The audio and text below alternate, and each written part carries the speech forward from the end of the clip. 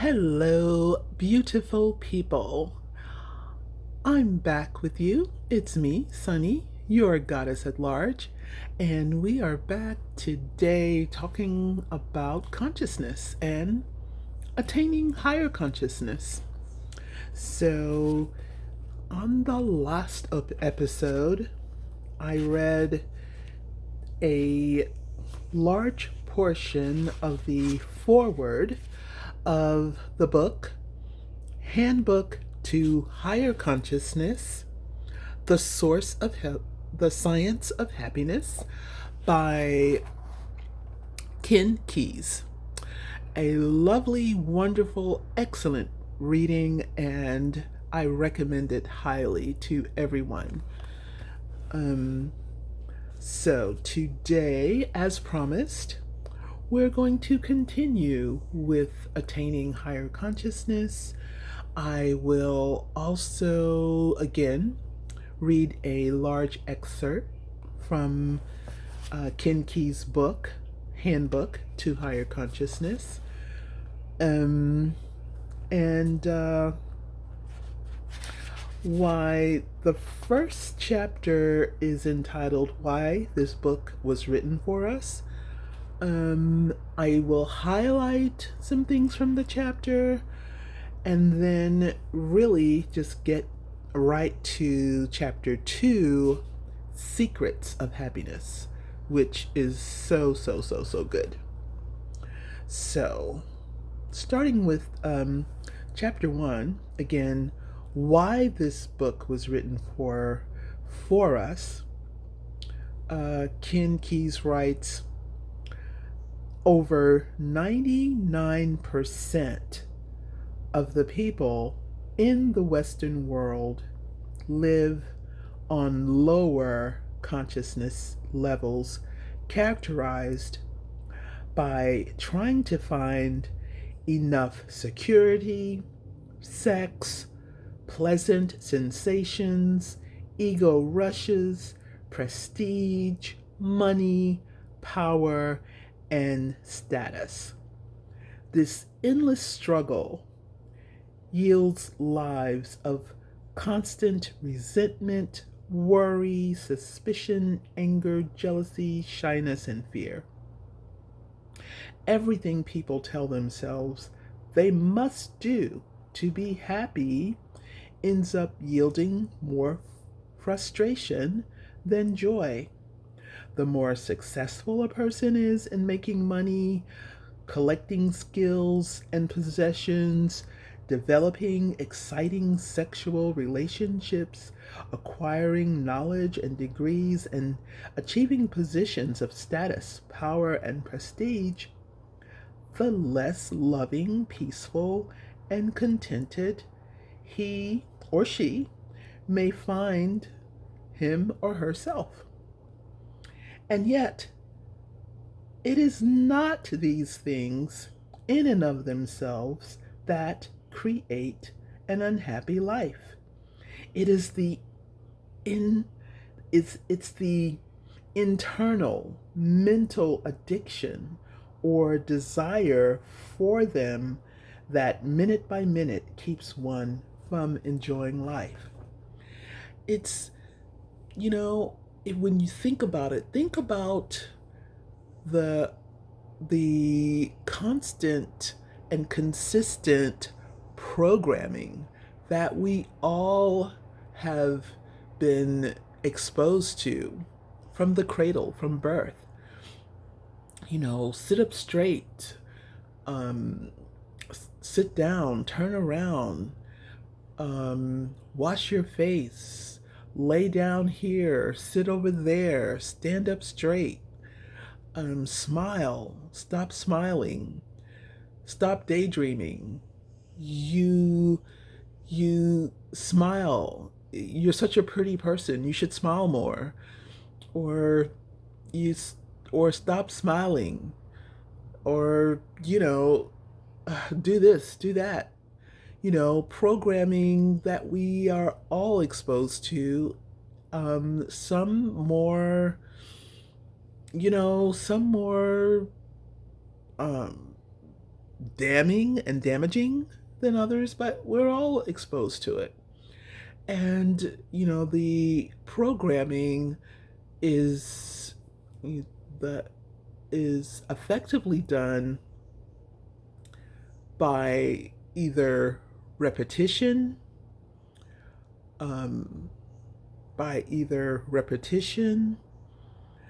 symbols, or trauma.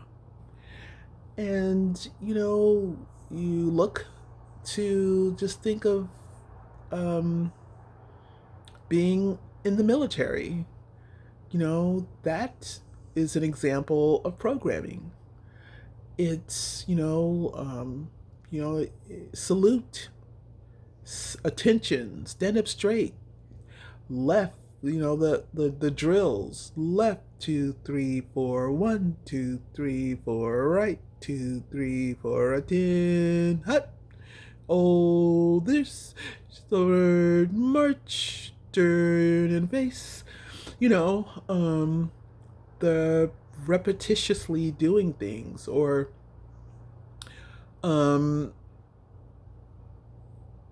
it's everywhere. Trauma is another way. You just some of the atrocities that were done to people, in slavery, in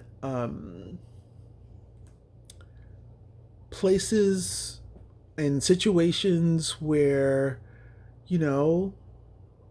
people were being tortured or abused in many ways. That was a way to program them and to control them and to get people to fall in line.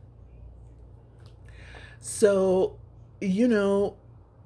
it's no wonder that the real person, the human spirit of the person, is still there. It still exists. And there must be a mechanism in order for us to free ourselves, to come back to ourselves, and to live a happy, contented life. And as Ken Keyes writes, these things, the achievement of status, power, and prestige, in and of themselves are not bad things. It's that internal mental addiction. And really, when we think of addictions, in our Western society, we typically think of being addicted to drugs, alcohol, gambling, sex, pornography, computers, video games. But the addictions that we have in our lives are even more insidious, in that we are addicted to a form of life which is counterproductive to our happiness as humans. So,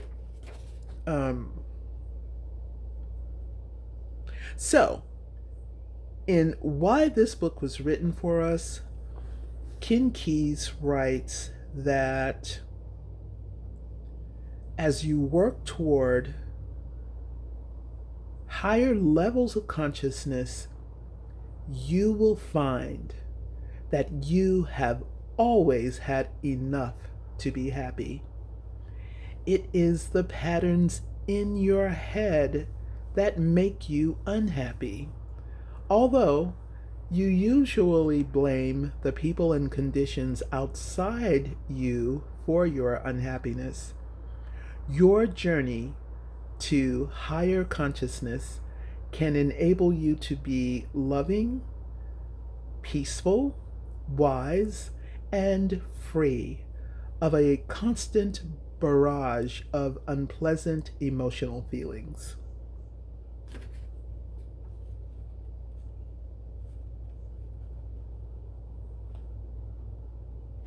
Okay, so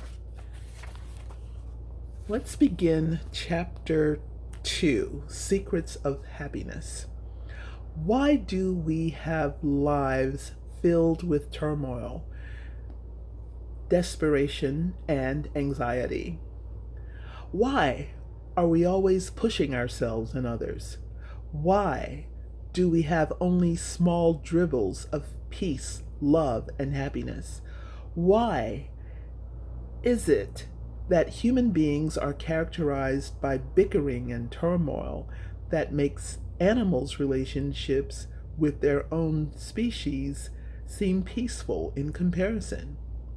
The answer is so simple, but it is sometimes difficult for us to really understand because almost every way we were taught to work towards happiness only reinforces the feelings and activities that make us unhappy. This is a central point that must be understood. The ways we were taught to be happy can't possibly work. Unless we see this point clearly, we cannot progress to higher consciousness. Here's why. Most of us assume that our desires, backed up by our emotional feelings, are the true guides to doing the things that will make us happy. But no one has yet found happiness by using emotion-backed desires as guides. Flashes of pleasure, yes. Happiness, no. Our wants and desires are so selective. They masquerade as needs that must be satisfied so that we can be happy at last. They lead us from one illusion of happiness to another. Some of us tell ourselves, if I could just get to be the president of this corporation, I will be happy. But have you ever seen a really happy president? His or her outside drama may feature beautiful yachts, Cadillacs, Playboy bunnies, but is he or she really happy inside? Has his ulcer gone away yet? We constantly tell ourselves such things as, if I could just go back to school and acquire more knowledge, perhaps get a master's degree, then I will be happy. But are people with master's degrees or PhDs any happier than the rest of us? It is beautiful to acquire knowledge, but it is misleading to expect it to bring us peace, love, and happiness. We tell ourselves, if I could only find the right person to love, then I would be happy. So we search for someone who our addictions tell us is the right person. And we experience some pleasurable moments. But since we don't know how to love, the relationship gradually deteriorates. Then we decide we didn't have the right person after all. As we grow into higher consciousness, we discover that it's more important to be the right person than to find the right person.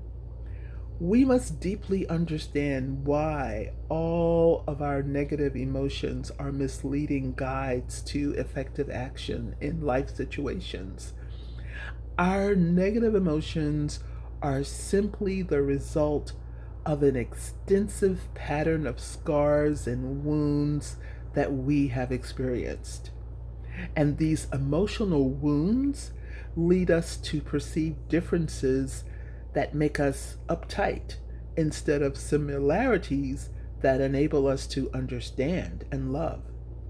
The present programming of our emotions make us perceive other people and the conditions of the world around us as threats, potentially dangerous to our well-being. When we respond with adrenaline, faster heartbeat, increased blood sugar, and other jungle survival responses that prepare us for fight or flight, we are trapped in our ways of perceiving the world around us. But no one or no situation need be felt as an emotional threat or danger when we see things with the clearer perception of higher consciousness. Think of the most threatening situation you have felt in the last day or two. Are you about to lose your job? Is the person for whom you feel the most love paying more attention to someone else than to you?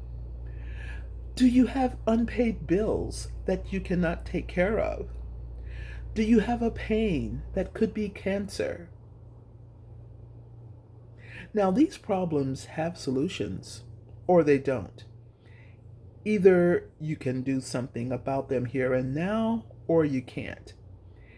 If you can do something here and now about them, then do it, even if it's just a first step. It saps your energy to be worried or anxious about a problem. Do what you can do, but don't be addicted to the results you will create. But don't be addicted to the results, or you will create more worry for yourself. If you can't do anything about a problem here and now, then why make yourself uncomfortable and drain your energy by worrying about it? It is part of the here and nowness of your life. That's what it is, here and now. Worry, anxiety, or other unpleasant emotions are absolutely unnecessary and simply lower your insight and the effectiveness of your actions.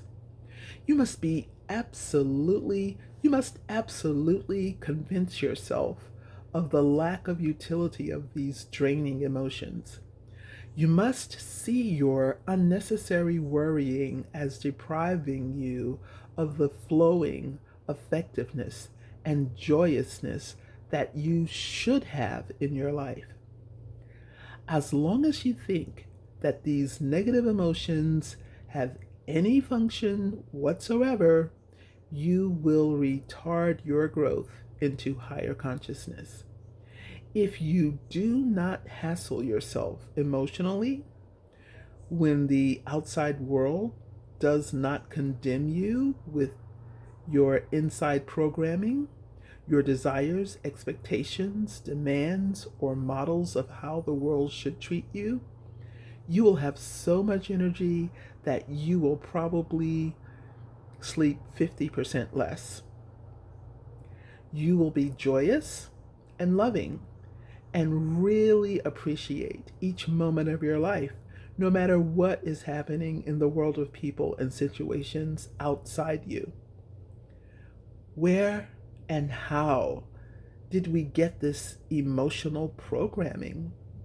Almost all of it was acquired in the first few years of life. For example, when we were very young, we had the experience of mother forcefully taking a perfume bottle from our tiny little fingers and at the same time sending out bad vibrations based on her desire not to have her perfume bottle broken.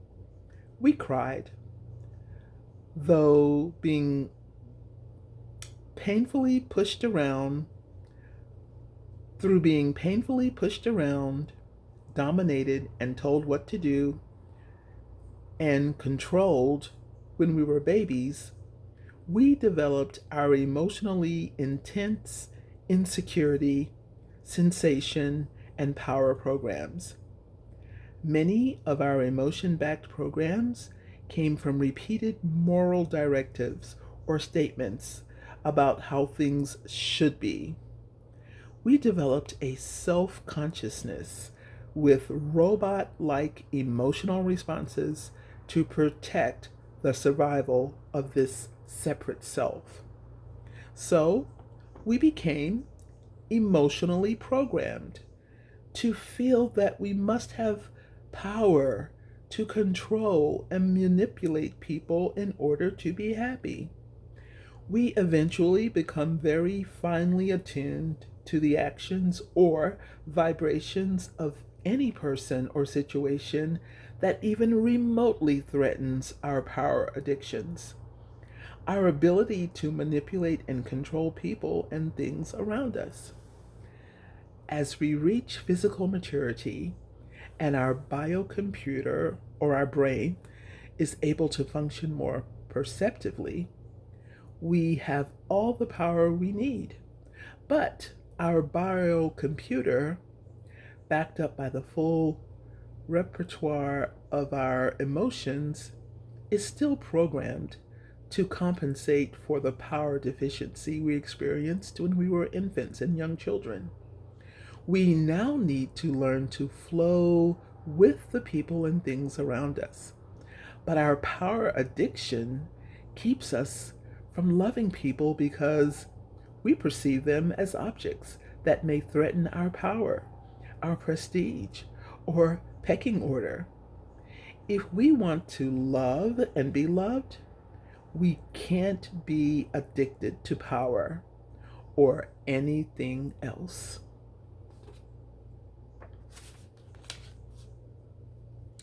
So there you have it. We can't be addicted to power or anything else. As conscious beings, the only thing we need to find happiness in life is to perceive clearly who we are.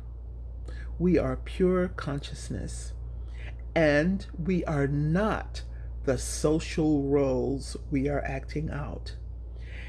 And exactly what are the real conditions, the here and now of our lives? How basically simple is our problem? But to achieve this clear perception of ourselves and the world around us takes constant inner work. And this means developing the habit of emotionally accepting whatever is here and now in our lives. For only an emotionally calm biocomputer can see clearly and wisely and come up with effective ways to interact with people and situations.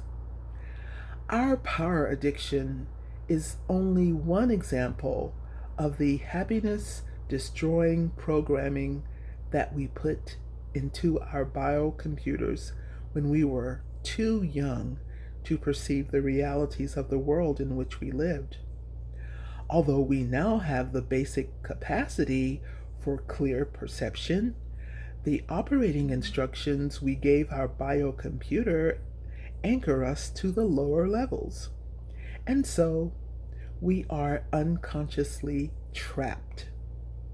Here and now is the reality in our lives, and it is only from the conditions of the present that our future can be generated.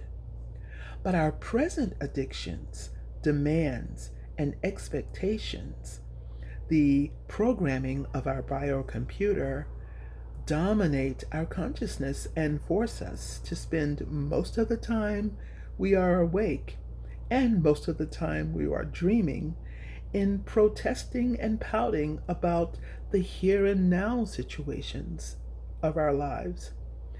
This lowers our perceptiveness and keeps us from finding effective solutions to our problems. The Living Love Way to Higher Consciousness shows us how to break through this trap, to free ourselves and to find our full potential as human beings. That concludes the second chapter, Secrets of Happiness, in Handbook to Higher Consciousness. I so look forward to the next chapter as we explore the law of higher consciousness.